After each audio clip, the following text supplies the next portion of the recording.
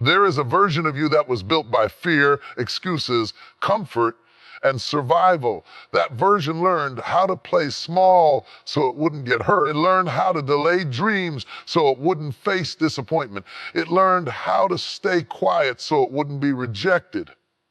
But understand this clearly, that version of you was never meant to lead your life forever.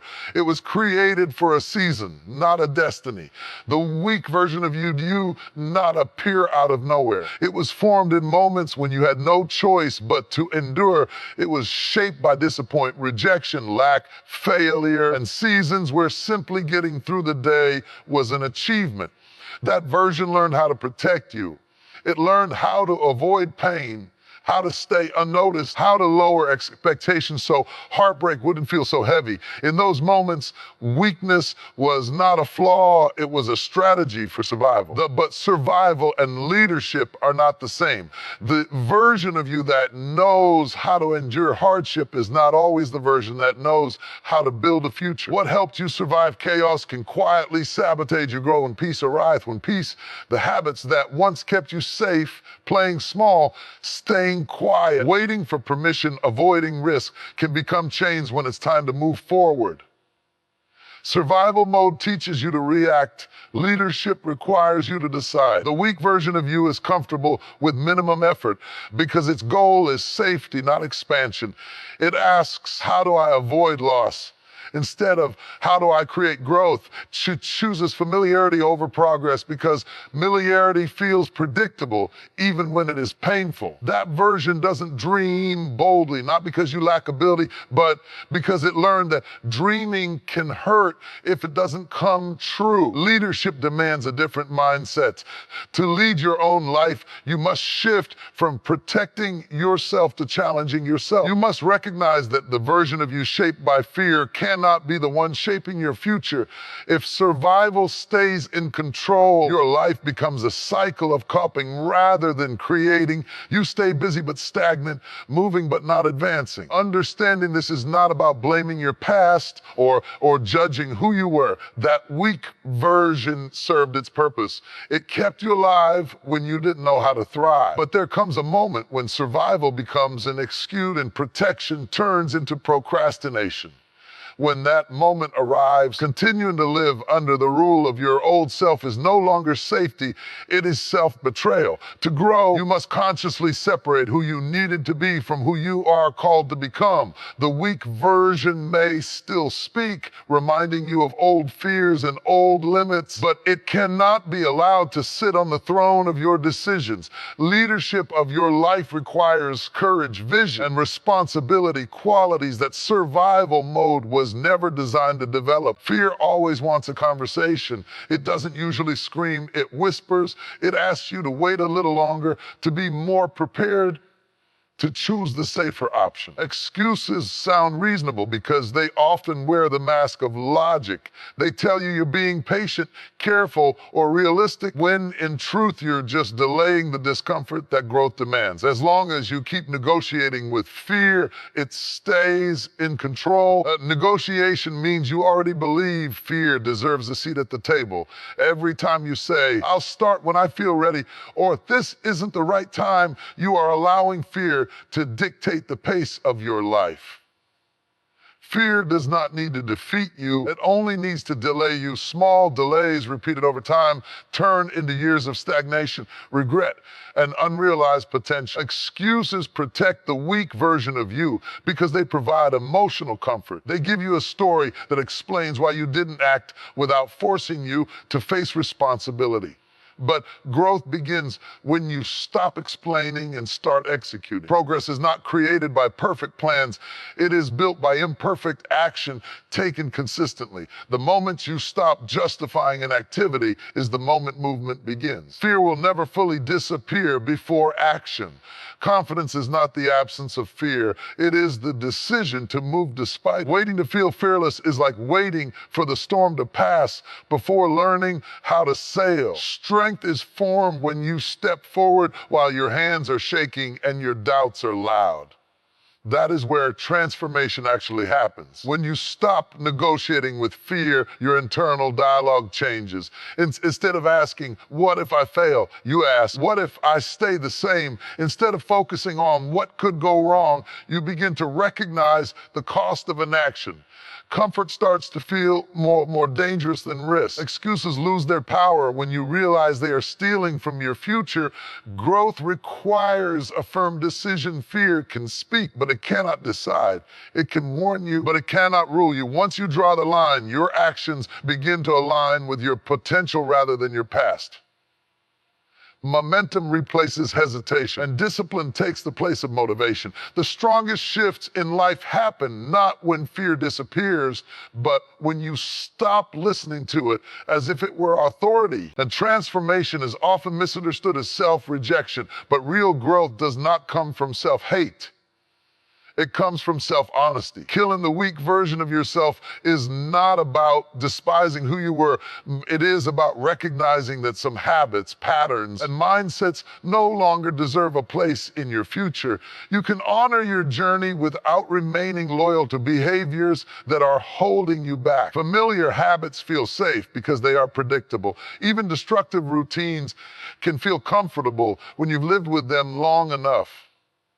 Procrastination, self-doubt, people-pleasing, and avoidance often become part of your identity, not because they are helpful, but because they are known. Leaving them behind feels like losing a part of yourself, which is why many people confuse growth with betrayal of who they are. Self-hate keeps you stuck because drains energy instead of directing it. When you attack yourself, you reinforce the belief that you are broken rather than unfinished. Growth requires compassion paired with accountability. You must be honest enough to admit what isn't working and disciplined enough to change it without turning that awareness into shame. The weak version of you thrives on emotional attachment to the past. It reminds you of old failures, old labels, and old limitations to keep you from moving forward. But leaving familiar habits does not erase your history, it redefines it. You are not denying where you came from, you are refusing to be controlled by it. Change becomes possible when you separate your identity from your behavior. You are not your fear, are your mistakes. You are not your coping mechanisms. They were responses to circumstances, not definitions of your worth or your future. Once you understand this, releasing old habits becomes an act of strength rather than self-rejection. Killing weakness means choosing growth even when nostalgia pulls you backward. It means being brave enough to disappoint the old version of yourself in order to protect the future version. Familiarity may feel like home, but staying there too long can quietly turn comfort into confinement. Motivation is emotional. It rises and falls based on mood, energy, encouragement, and circumstances. Some days you feel inspired, focused, and ready to conquer everything. Other days you feel tired, distracted, or overwhelmed, and that same motivation disappears. If your growth depends on how you feel, your progress will always be inconsistent. That is why motivation alone can never carry you where discipline is required. Discipline is not loud or exciting. It does not wait for inspiration or permission. Discipline shows up quietly, repeatedly, even when nothing feels rewarded. It is the decision to act according to commitment rather than emotion. When motivation fades, as it always does, discipline becomes the structure that keeps you moving forward. The weak version of you relies on motivation because it wants to feel ready before it acts. The strong version of you relies on discipline because it understands that readiness is built through action. Discipline trains your mind to obey direction instead of comfort. Over time, it reduces internal resistance, making hard things feel more natural and less draining. Discipline creates momentum. Small, consistent actions compound into massive change. You don't need extreme effort every day. You need reliable effort every day. Motivation may push you once in a while, but discipline carries you daily. It turns intention to habit and habit into identity. When discipline becomes your standard, excuses lose power. You stop asking whether you feel like it and start asking whether it aligns with your goals. This shift removes decision fatigue and emotional bargaining. The work gets done because it is who you are, not because you feel inspired in the moment. Motivation starts the journey, but discipline finishes it. Discipline builds trust with yourself. Every time you follow through despite discomfort, you prove that you are reliable, that self-trust becomes confidence, and confidence fuels even greater discipline, creating a cycle of strength that the weak version of you cannot survive. Excuses are subtle prisons. They don't lock you in with force. They keep you confined with comfort and explanation. An excuse always sounds reasonable, logical, and sometimes even responsible. It tells you that your delay is justified, that your inaction is understandable, and that your circumstances make progress unrealistic. But while excuses protect your emotions in the moment, they quietly imprison your potential over time. The weak version of you depends on excuses to survive. Excuses remove pressure and responsibility. They shift the focus away from what you could control and place it on what you cannot. Lack of time, lack of support, lack of resources, or lack of confidence become permanent reasons instead of temporary challenges. Each excuse reinforces the belief that growth is something that happens to other people, not you. Potential is not destroyed by failure, it is destroyed by postponement. Every time you excuse yourself from taking action, you delay the development of your skills, character, and resilience. The tragedy is not that you fall short, it's that you never fully step forward. Excuses keep you preparing instead of performing, planning instead of executing, dreaming instead of building. Excuses also shape identity. When repeated long enough, they stop being reasons and start becoming labels. You begin to see yourself as not ready, not lucky, or not capable, even when those beliefs are no longer true. This internal narrative limits how far you're willing to go and how much effort you're willing to invest. Breaking free from excuses requires radical ownership. It means accepting responsibility, not just for your actions, but for your reactions. You may not control your starting point, but you do control your direction. The moment you take responsibility, excuses lose their authority and opportunity begins to appear where obstacles once stood. Excuses offer short-term relief, but long-term regret. They allow the weak version of you to stay comfortable while your potential waits untouched. When you stop explaining why you can't and start acting on what you can, trapped potential begins to turn into measurable progress. A strength does not arrive fully formed. It is constructed slowly through repeated exposure to discomfort. Every time you choose the harder path, push past resistance, or stay committed when quitting feels easier, you are building strength, not in dramatic moments, but in ordinary, uncomfortable decisions made consistent. Comfort never produces power, pressure does. Discomfort forces growth because it demands adaptation. When something challenges you, it reveals your limits, and once limits are revealed, they can be expanded. Avoiding discomfort may protect your feelings, but it also prevents development. The weak version of you avoids pressure. The strong version understands that pressure is the training ground. Repetition is what turns effort into ability. One difficult action doesn't change your life, but doing the same difficult thing over and over reshapes your mindset, habits, and identity. At first, resistance feels overwhelming. Over time, what once felt impossible becomes manageable, and eventually it becomes routine. This is how discipline replaces struggle. Discomfort without repetition creates frustration, but repetition within discomfort creates mastery. Every skill, every breakthrough, and every level of resilience is built through sustained effort over time. Strength is not about intensity alone.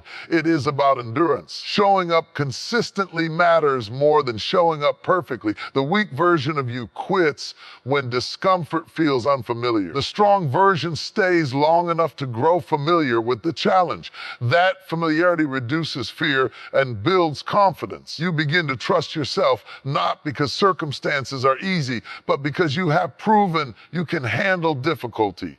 Through discomfort and repetition, you redefine your relationship with struggle.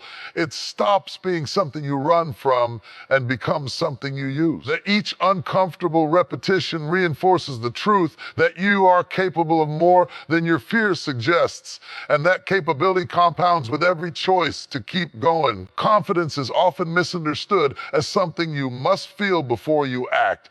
The weak version of you believes confidence comes first and action follows. That belief keeps you waiting to feel ready, waiting to feel worthy, waiting for the fear to disappear. But confidence does not arrive in advance. It is built through movement. You become confident by doing, not by delaying. Waiting reinforces doubt. The longer you hesitate, the louder your fears become. Your mind fills the empty space with worst-case scenarios, imagined failures, and self-criticism. Inaction gives fear time to grow. Action, even when imperfect, interrupts that cycle. The moment you move, your focus shifts from anxiety to execution. Every small action is evidence. When you take a step, you give your brain proof that you are capable. That proof builds self-trust. Confidence is not arrogance or certainty. It is trust in your ability to figure things out as you go. That trust can only be earned through experience, not thought. The strong version of you understands that readiness is a result, not a requirement. You don't wait until you feel prepared to start. You start, and preparation happens along the way. Mistakes become teachers instead of threats. Progress replaces paralysis because action creates feedback, and feedback creates growth. Action also clarifies direction. Overthinking keeps everything abstract, but action makes things real. Once you move, you learn what works, what doesn't, and what needs adjustment. Confidence grows when confusion decreases, and confusion only decreases when you engage with reality instead of imagining outcomes. Each time you act despite fear, your internal narrative changes. You stop seeing yourself as someone who hesitates and start seeing yourself as someone who moves. That identity shift is powerful. Confidence becomes a byproduct of repeated action, and the weak version of you loses influence with every step taken forward. Feelings are temporary. They change with mood and energy, environment, and circumstances. If your life is governed by how you feel in the moment, your direction will constantly shift. One day you're inspired, the next day you're discouraged. Standards, however, do not change with emotion. They create structure, direction, and consistency even when feelings are unstable. The weak version of you allows feelings to decide effort. When you feel good, you show up. When you don't, this creates a cycle of inconsistency that keeps progress unpredictable. Standards break that cycle. A standard says, this is who I am, and this is what I do, regardless of how I feel. It removes negotiation from the process. Standards define what you accept and what you refuse to tolerate from yourself and from others. When your standards are low, you tolerate excuses, distractions, and half effort. When your standards rise, behavior must rise to meet them. Life always aligns with the level of standards you enforce, not the intentions you express. Destiny is shaped by repeated choices, and those choices are guided by standards. You don't rise to your best emotional moments. You fall to your lowest maintained standard. That's why discipline, routines, and boundaries matter more than bursts of motivation. They ensure forward movement even when enthusiasm fades. Feelings often argue for comfort. Standards argue for growth. Feelings ask, what is easy now? Standards ask what is necessary long term. When standards lead, emotions eventually follow. Pride replaces regret, confidence replaces doubt, and stability replaces chaos. Raising your standards requires honesty and courage. It means acknowledging where you've been lenient and deciding to demand more from yourself. Once standards are set and enforced, your actions become consistent, your identity strengthens, and your future begins to reflect the level of excellence you refuse to compromise. Consistency is the silent force transforms ordinary effort into extraordinary results. The weak version of you looks for immediate reward, instant recognition, or quick fixes, and when those don't appear, it quits. Strength, success, and growth are rarely born in a single moment of brilliance. They are forged through repeated, persistent effort over time. Each small, consistent action compounds into something greater than you could achieve in bursts of intensity alone. The power of consistency lies in its ability to outlast resistance. Motivation fluctuates, excitement fades, and circumstances change, but consistency keeps moving forward regardless. It is the bridge between intention and achievement, turning plans into practice and dreams into reality. By showing up every day, even when progress seems invisible, you are quietly eroding the hold that weakness has over you. Weakness survives in inconsistency because it allows you to skip steps, make excuses, and rationalize failure. Every time you choose routine over repetition, comfort over challenge, or distraction over focus, weakness strengthens. But when you commit to doing what needs to be done consistently, weakness cannot survive. It is overwhelmed by the unstoppable momentum of action. Consistency also builds resilience. Repeated effort teaches patience, endurance, and problem solving. You begin to understand that growth is not always linear and setbacks do not define your potential. Each day you persist. You train your mind and body to adapt, endure, and overcome, making the weak version of you less and less relevant. True mastery comes not from intensity alone, but from long-term discipline. Consistency shapes habits, habits shape identity, and identity shapes destiny. Over time, what once required effort becomes automatic, and what once seemed difficult becomes natural. Weakness dies not in dramatic moments, but quietly under the weight of persistent, unwavering action.